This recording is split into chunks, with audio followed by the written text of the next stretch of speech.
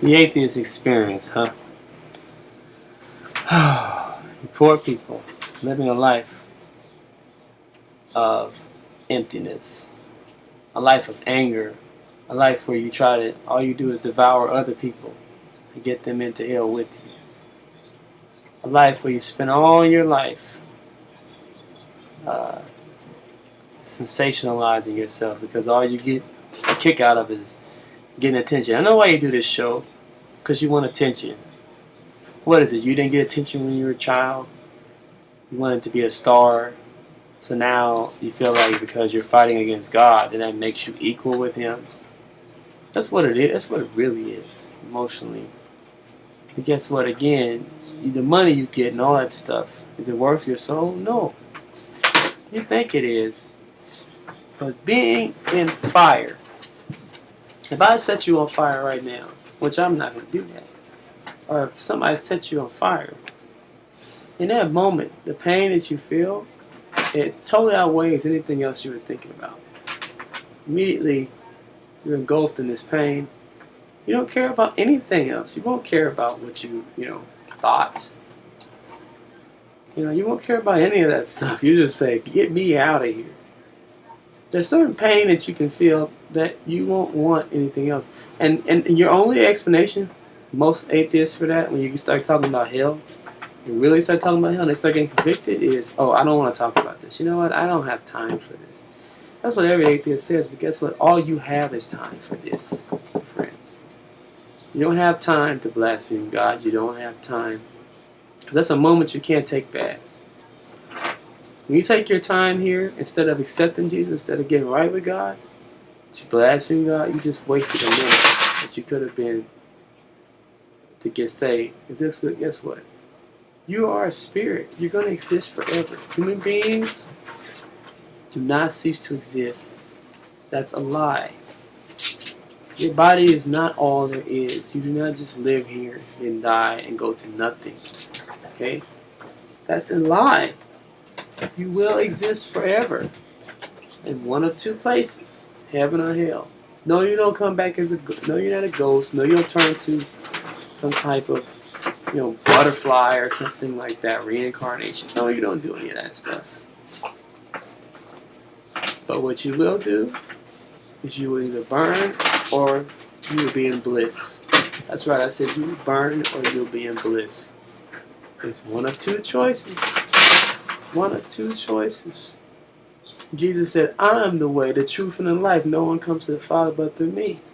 The way of destruction, he said, is wide, and many follow that path, but the way of life is narrow. Few follow that path. My friends, try Jesus for yourself. Stop talking about the atheist experience and have the Jesus Christ experience. He said, let's read the Bible. It's all good, you guys.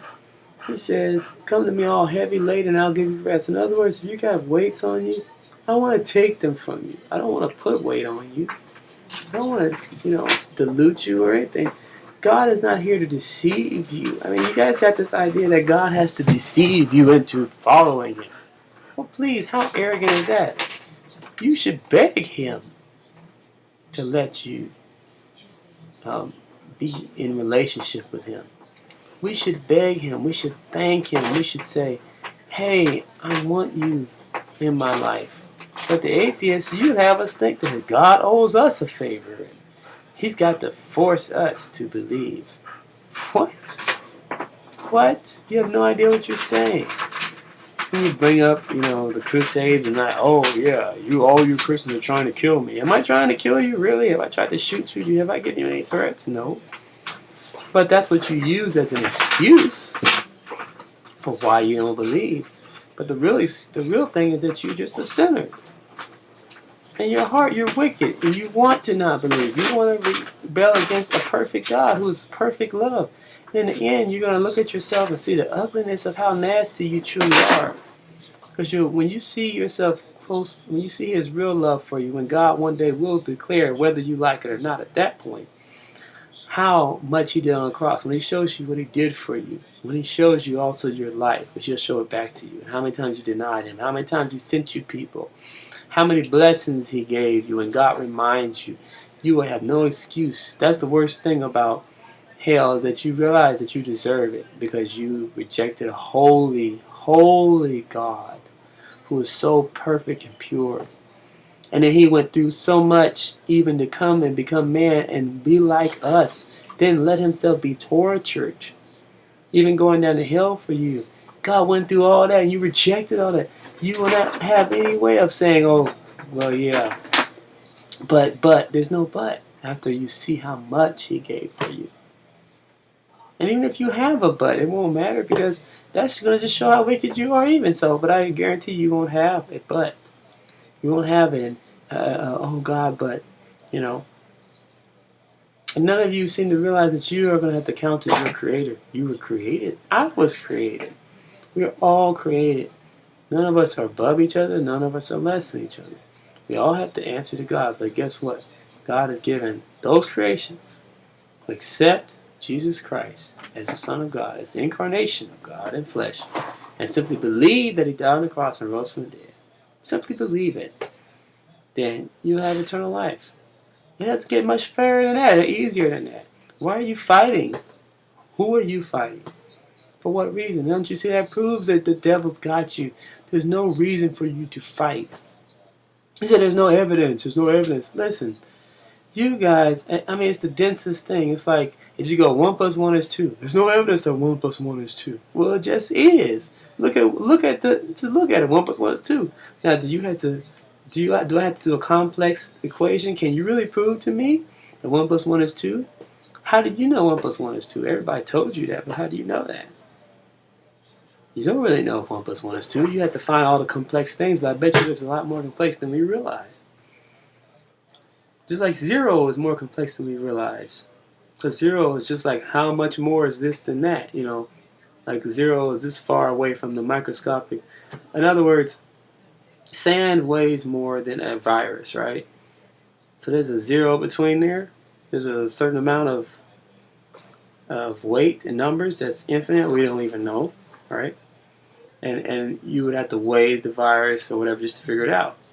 Anyway, my point is that, you know, there's far more to everything than we realize because God is far more than our understanding. But yet he's revealed himself so that we can, in a way that we can understand him. He said, come as a child. He breaks it down to simple things. You know, he breaks it down in a simple way because you couldn't even really comprehend. We can't even comprehend the atom, but God has allowed us through science to see more of his handiwork, to understand a little bit more of how complex it was, to reveal to us how awesome he is so that we can worship him. The more we learn about the universe, and not so we can be more stubborn, but the more we learn about it, the more we see he loves us. That's what we're supposed to see. But if you decide you're just not going to see it, that's an emotional problem, not a scientific problem. It's not an intellectual problem. I can't intellectually prove it to you if you're already biased against it.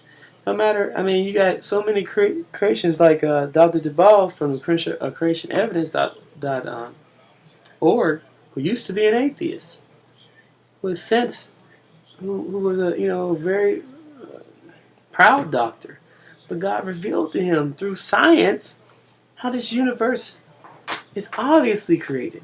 It's obviously. But again, like everything, you have, no matter how much evidence you get, you have to make a decision. You can take a horse to water, but you can't make him drink. But again, I know nobody wants to go to hell. So Satan, knowing that humankind has a hatred for pain, naturally, he just convinces you that hell doesn't exist. That way you can just feel safe, because if you really saw hell, you immediately would go, oh, I don't want it. But then, of course, if you could see it and you rejected God, then there would be no mercy for you. But since God hid it from you, allowed you not to see in the spiritual realm, then God can have mercy on you. That's how it works, too. According to how much knowledge you have, that's how much mercy God can give you. Okay? So you haven't seen hell. You haven't seen these things. But you can believe they're there because God told you they're there. But I tell you, if you die, you don't accept Jesus Christ. When you do, you will die. Then you will see hell if you don't accept Jesus, and you will be in it, and you'll believe then.